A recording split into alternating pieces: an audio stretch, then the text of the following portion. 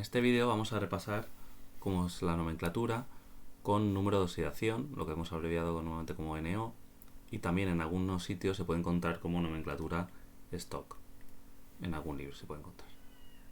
Entonces, primero hay que recordar que existen algunos compuestos, que tienen algunos elementos que tienen un número de oxidación fijo y esos no los tenemos que saber. Significa ese número de oxidación es un poco como si fuera la carga que tiene ese elemento en un compuesto en concreto, ¿vale?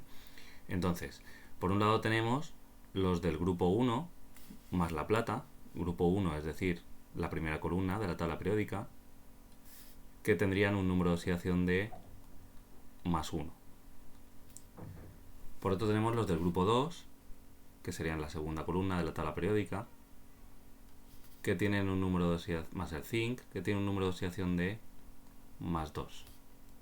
Después tendríamos el aluminio, que tiene un número de oxidación de más 3. El grupo 17, que es la penúltima columna de la tabla periódica, que tendría un número, que serían el flúor, el cloro, el bromo y el yodo, que tienen un número de oxidación de menos 1. Y el oxígeno y el azufre, que tienen un número de oxidación de menos 2. El azufre cuando se junta con metales. Y el hidrógeno, que es un caso especial porque tiene número de oxidación, pese a estar en el grupo 1, tiene dos números de oxidación, porque puede ser más 1 cuando se junte con no metales y menos 1 cuando se junte con metales.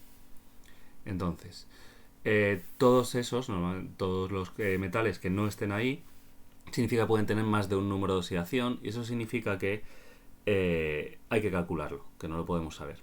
Entonces, ¿cómo se calcula? Bueno, pues la nomenclatura, recordemos que me dan una fórmula, por ejemplo esta, de aquí, y yo tengo que decir el nombre. En la nomenclatura con prefijos es muy fácil, porque diríamos óxido de dicobre, pero en esta, hasta llegar al paréntesis, es fácil, porque lo único que tenemos que hacer es cruzar los nombres, digamos. Entonces primero diríamos el oxígeno, que normalmente acaba en uro, pero es una excepción, entonces no decimos oxigenuro, sino que decimos óxido. Después diríamos de, y después diríamos el nombre de el que hemos escrito en la fórmula primero, que lo ponemos sin ningún cambio. Óxido de cobre y entre paréntesis algo. Este algo es el número de oxidación que tiene el cobre en este compuesto. Eso es justo lo que tenemos que calcular. ¿Cómo lo calculamos? Bueno, pues nos tenemos que acordar que hay una regla que me dice que si este compuesto no tiene carga, y yo sé que no tiene carga porque aquí no veo nada de nada, no vemos ni un más 1 ni un menos 1. Si este compuesto no tiene carga, la suma de los números de oxidación de todos los átomos de los que está hecho te tiene que dar 0. Entonces vamos a ver, eso significa que esta parte de aquí, que va a ser la parte con cargas negativas, y esta parte de aquí, que va a ser la parte con cargas positivas, tiene que valer lo mismo. Entonces, siempre el de la parte negativa lo vamos a saber, porque va a ser uno de los de la tabla, de estos que hemos visto aquí. Eso significa que vamos a empezar por él y vamos a ver cuántos átomos tenemos de oxígeno y qué carga tiene cada uno. Como vemos, según la fórmula que hemos escrito, tenemos, si no aparece nada, es que tenemos un solo átomo, y esto lo multiplicamos por cuántas cargas tiene ese átomo, cuál es el número de oxidación de ese átomo. Aquí sabemos que como es oxígeno, de la tabla podemos ver que es menos 2. Por tanto, si hago esta multiplicación, me sale que el total de cargas negativas en esta fórmula es menos 2. Eso significa que toda esta parte positiva tiene que compensar estas dos cargas negativas. O sea que todo esto tiene que valer más 2.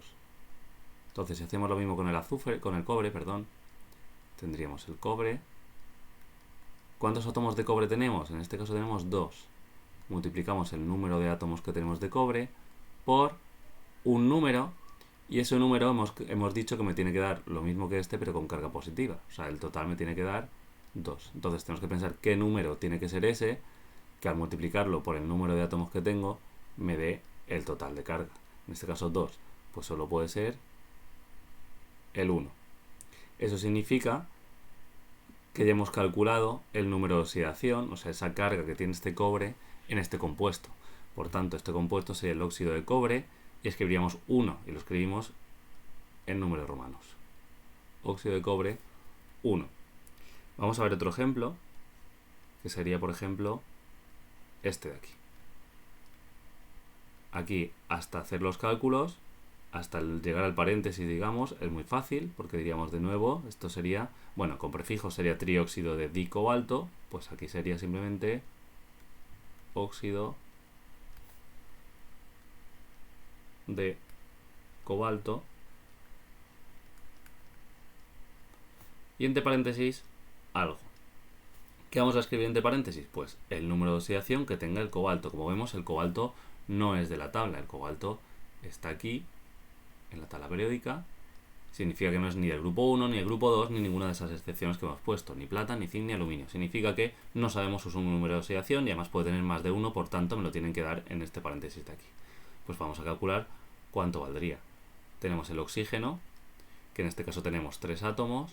Hemos dicho que el oxígeno siempre vale menos 2, por tanto toda esta parte valdría menos 6. Significa toda la parte negativa de esta fórmula que yo tengo vale menos 6.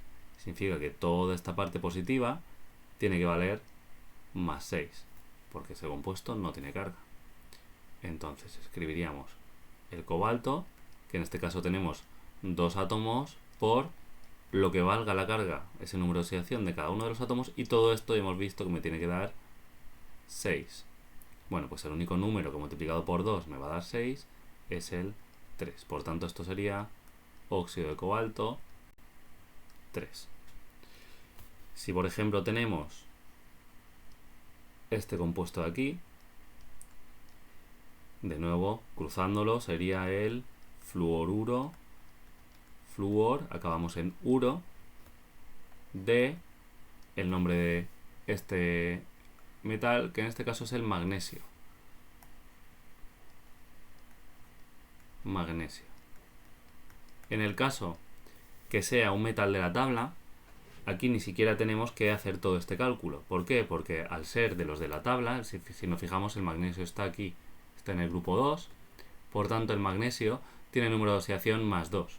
Entonces no hace falta hacer el cálculo, simplemente lo podemos poner, pondríamos 2, o luego también podemos acordarnos de que en esta nomenclatura, con número de oxidación, como es de los que están en la tabla y solo pueden tener 1, pues no nos podemos confundir, por tanto se nos permite no escribirlo. Entonces solo existe un compuesto que sea fluoruro de magnesio, que es este de aquí, porque el magnesio solo puede valer 2 y el flúor solo puede valer 1.